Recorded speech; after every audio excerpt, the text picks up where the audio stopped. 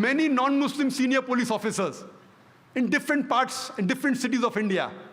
And one particular in Bombay, he told me, Zakir bhai, Dr. Zakir Naik, I will only be happy if you give talk in Hindi and Urdu. Your talk should be heard by the masses. I didn't speak. Recently, a couple of years back, I started speaking. Many senior non-Muslim police officers in different parts of India, they tell me, they know that by God's grace, 10,000, 50,000, 100,000 people come for my talks. And when I went to Kashmir, because I was the official guest, I met the minister, power minister, chief minister, but at that time, the governor of Kashmir, Saxena, he wanted to meet me. My schedule was tight. Non-Muslim, I took out time. He wanted lunch, dinner, no time, I went for breakfast. Saxena, the governor of Kashmir, he happened to be an ex-military man. I forgot his post, some colonel or major or high post he was. And we discussed. He was caring for the people of Kashmir. Later on, he comes to Maharashtra, he comes to Bombay. He wants to meet me. He calls me to the Raj Bhavan, the governor's house. I go and meet there. He tells Dr. Zakir Naik, you know, the impact that you had in Kashmir, the people that follow you, we want you to come again. We want you to come on the television of Kashmir. We want to come on the radio. But what my question is, that do you think my talk will be effective? I know that there is not a single verse in the Quran which justifies the killing of innocent human beings. There is not a single saying, a hadith of the Prophet, that you can kill innocent human beings, even if they belong to the same community that does an injustice to you. I know that. I can speak. But imagine if thousands of innocent Muslims are being harassed. The police, they tell us that most probably it's a hand of the LET, Lashkar-e-Toiba. For sake of argument, I agree with it. And the police tells us that the local hand should be involved, otherwise the bomb blast can't take place. I agree with it. Imagine the Lashkar-e-Toiba, if they're involved, if you interrogate 1,000 innocent human beings, they'll get ready-made recruits. Ready-made. You torture them, ready-made recruits. Isn't the police helping the Lashkar-e-Toiba? I'm sorry, please don't get me wrong. I don't want them to misunderstand me, otherwise they'll come to arrest me also. What signals are you sending?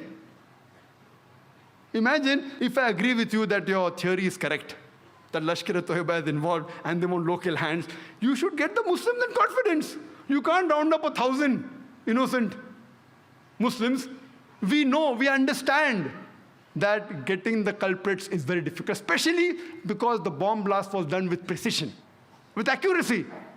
It was a mastermind, according to the police. We know it is difficult. We understand your case. But that doesn't mean, in the name of interrogation, you pick up a few innocent people, we can understand. But thousands, what message are you sending? Do you think my lecture will be effective? Maybe I will be able to convince 2, 3%, 5%, not more than that. So we have to solve the problem. What is the root problem? And the police should get the confidence of the citizens. If that is not there, how will they be able to stop terrorism? And if you want respect, you should give respect. There were good policemen also. Many of my friends who are advocates and lawyers, they told me that there were good policemen who helped the people when they were harassed. Some of the policemen had a very good heart. They helped them, they supported them. But generally, oh, you have a beard. Why do you have a beard? Oh, you have trousers above the ankle. Why do you keep it? Wearing a cap. As though it is mentioned in the rule book. A terrorist should have a beard, should have trousers above the ankle and a cap.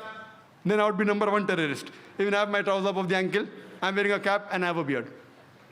What signals are you sending?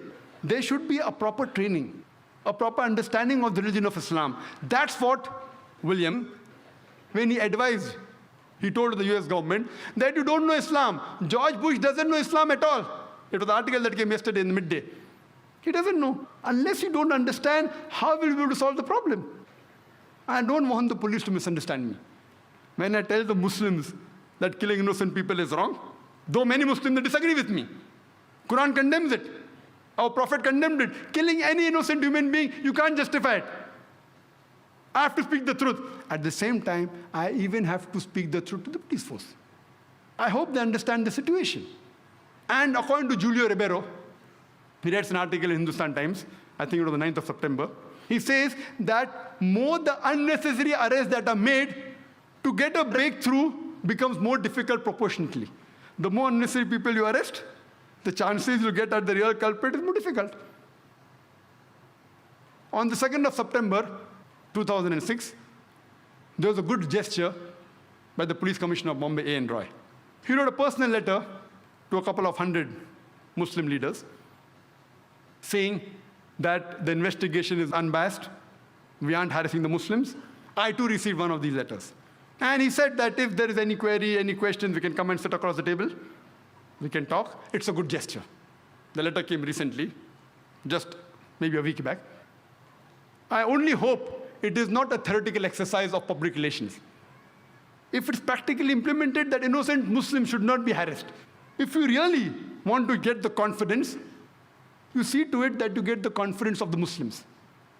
And then only you will be really able to catch the culprits. And if you get the culprits, whoever they are, surely they have to be punished.